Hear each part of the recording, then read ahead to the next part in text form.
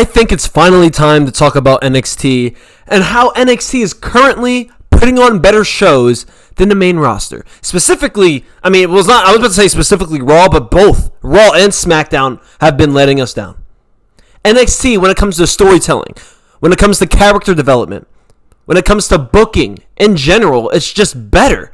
And the flat-out effort that NXT puts into their shows, right? Let's talk about Tony D'Angelo family, right? Their storyline. This is the mid-card storyline, right? It's a very simple story, right? There's the Don. There's a secondary in command. He wants to become the Don, so they fight over it. Very simple. But it's very entertaining because of the effort that they put into these segments. They have segments where they're in a hotel. They have segments when they're out in the open field, like some Breaking Bad type shit. Like, they care about what they put out. They want the show to feel like a TV show, right? Like television, like you're watching a drama. It's like you're watching a drama. That's what it is. That's what it's supposed to be. When you're watching the main roster, when you're watching the main shows, what drama is there? There's no drama. We know what's going to happen every single show. It's recycled. We're watching the same shit every single week, right? And half of the roster isn't even on the show, right? We only see like 4 people ongoing throughout the whole show, and we're like, man, right? With the NXT, at least the top people are going to be on the show no matter what.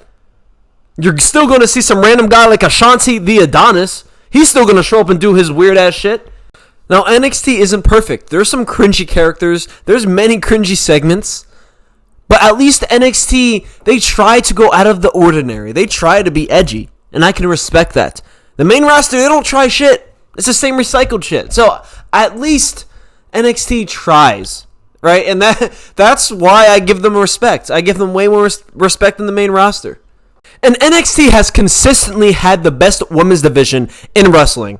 And all the main roster has done is take their talent, take their champion, Stephanie Vaquer, Gilia, Roxanne Perez, and NXT still has the best women's division. It doesn't matter who they take. Because at the end of the day, the wrestlers are just wrestlers. They're not the people writing the storylines. They're not the people booking themselves.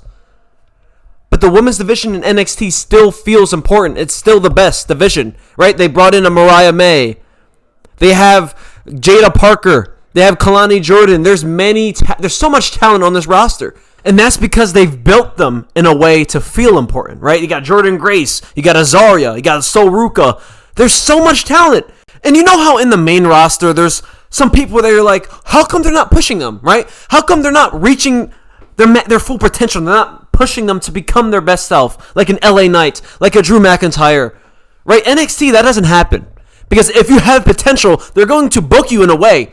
Even if you're not a champion, they're still going to put you in a storyline, an important storyline.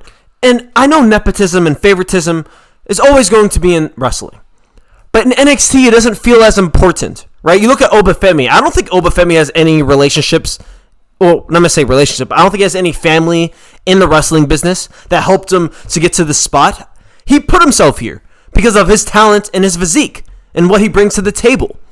If Obafemi was related to The Rock, I guarantee you he would have been in the main roster for years. He would have been a 2-time world champion.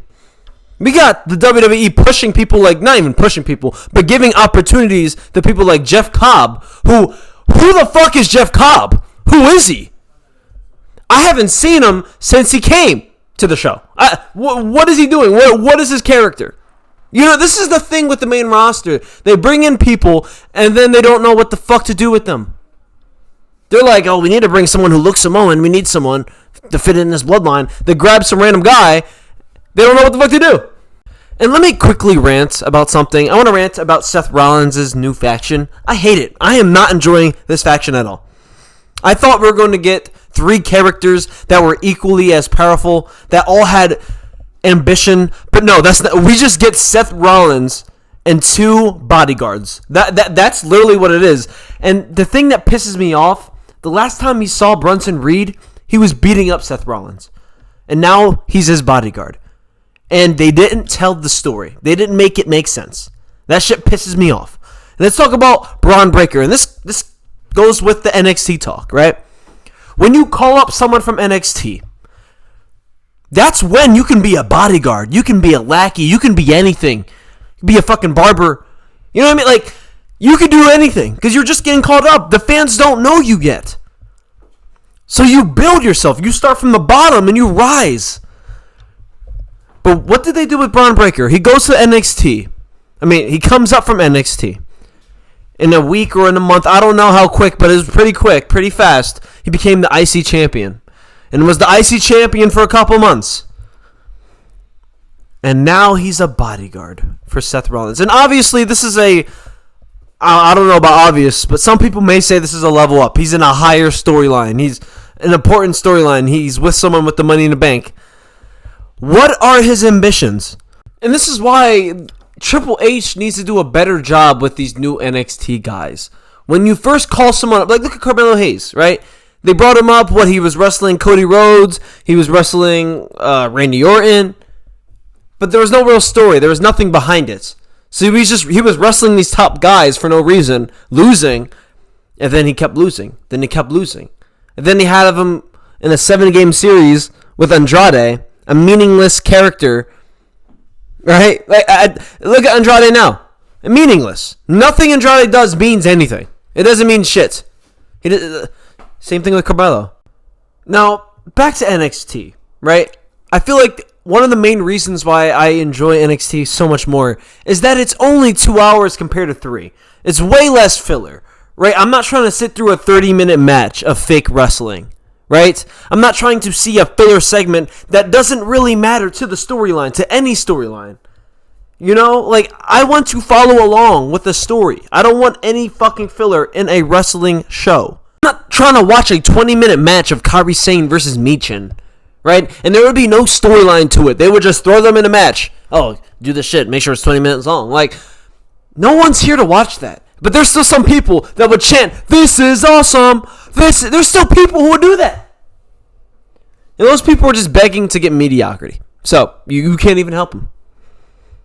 So yeah, this is another reason why NXT is better. Because it's 2 hours instead of 3 hours. Less filler.